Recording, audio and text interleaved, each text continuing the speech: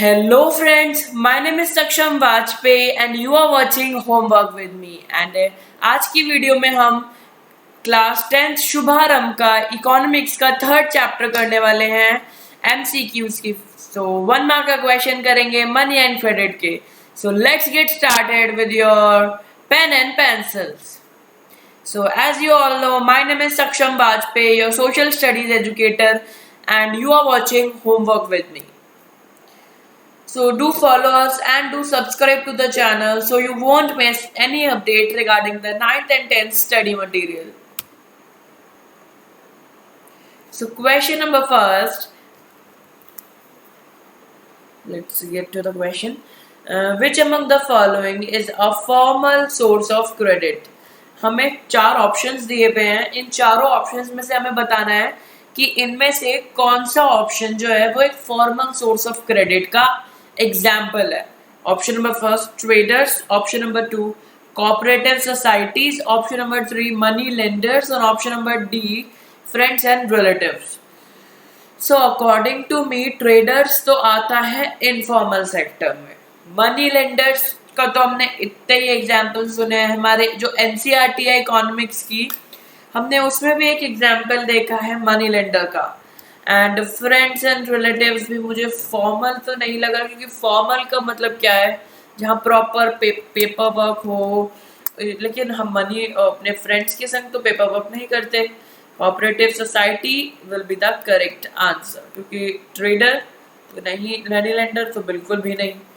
Correct answer is B cooperative societies. Question number 2. Which one of the following is the appropriate meaning of collateral? Collateral हमें पता है, हमने 10th economics की book में पढ़ा है। तो which one of the following is the appropriate meaning regarding this word or terminology? Option number 8 is the sum of total money borrowed from bank, the amount borrowed from friends, it is an asset of borrower used as guarantee to lender, the money invested in business. According to me, the correct answer must be option number C, क्योंकि it's not making any sense here. ऐसे तो हमने कोई term ही नहीं सुनी, ऐसे term की कोई डेफिनेशन ही नहीं सुनी जिसका ये मतलब हो। The correct answer will be correct answer will be option number C will be the correct answer.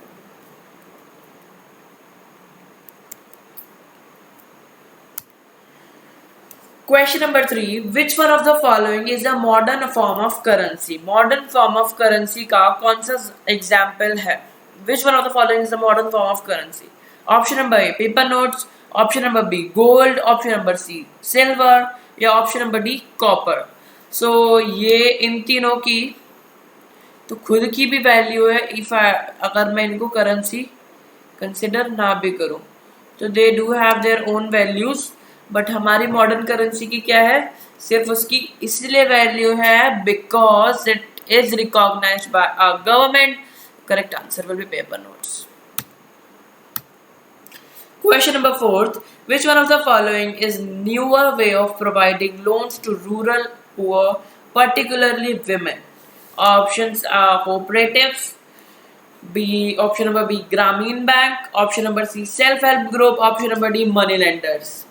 So according to me women की यहाँ particularly लिखा है, तो women की अगर बात हो तो cooperative banks self help group will be the correct answer, क्योंकि सेल्फ हेल्प ग्रुप्स मोस्टली आपको हर रूरल एरिया में दिखेगा। ये 15 से 20 लोगों का एक ग्रुप होता है, मोस्टली विमेन होती हैं इसमें। ये लोग particularly time to time periodically meeting करते हैं, जिसमें ये इकोनॉमिक और सोशल वेलफेयर की बात करते हैं एक दूसरे की। Question number 5. Which one of the following is the main informal source of credit? Informal for rural household in India. Here we are talking about informal source of credit. Informal मतलब which is not doing any formal, like paperwork, collateral need, demand for collateral. So friends, relatives, money landlords या money lender. So according to me, the correct answer should be moneylender. Question number 6. Name the system in which the double coincidence of bonds is essential feature. अब हमने chapter जब start होता है तब हमने एक system के बारे में पढ़ा था, बार्टर सिस्टम के बारे में। जो बार्टर सिस्टम क्या कहता था कि डबल कोइंसिडेंस ऑफ बॉन्ड हो, कि अगर मैं ग्रीटिंग बनाता हूँ और सामने वाला कॉबलर है तो मुझे भी उसके जूते चाहिए हो और उसको भी मेरे ग्रीटिंग्स चाहिए हो। So this will be the correct answer. तो barter system is the correct answer जहां डबल कोइंसिडेंस ऑफ बॉन्ड्स होती है। Question number 7. Grameen Bank of Bangladesh was started in. Yes, this is a factual question. आपको इसको learn करना है. There is no theory behind this. Option number A says 1960. Option number B says 1970s. Option number C says 1980. Or option number D is 1990. So the correct answer is 1970. The Grameen Bank of Bangladesh started in 1970. Question number 8. In SHG means self-help group, the most of the decisions regarding loans activity are taken by bank, member, non-government organization or cooperative. So the correct answer is members. Members is the correct answer. Question number 9. Which of the following credit is not an informal source of credit? हमें 4 options दिए हुए हैं और उसमें से हमें बताना है कि इसमें से कौन सा जो है वो इनफॉर्मल सोर्स ऑफ क्रेडिट का आंसर नहीं है, मतलब एग्जाम्पल नहीं है इनफॉर्मल सोर्स ऑफ क्रेडिट का।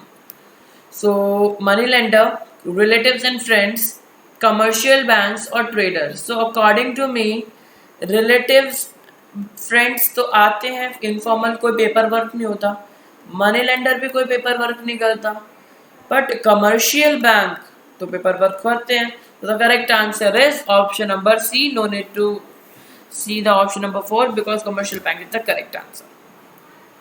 Question number 10. In which country is the Grameen Bank meeting the credit needs of 6 million people? अब हमने एक क्वेश्चन में देखा था, अब आपको बताना है क्योंकि अभी मैंने एक क्वेश्चन में बताया था इसका आंसर। भूटान, यहाँ एन भी आएगा, भूटान, श्रीलंका, बांग्लादेश या Nepal. Correct answer will B Bangladesh. So yeah, these are the most important MCQs of money and credit. If you found this video little bit helpful, do like the session. Do have any doubt, then do let me know in the comment section below. Subscribe to the channel for more such informative videos. Thank you for watching this video. Thank you. Bye.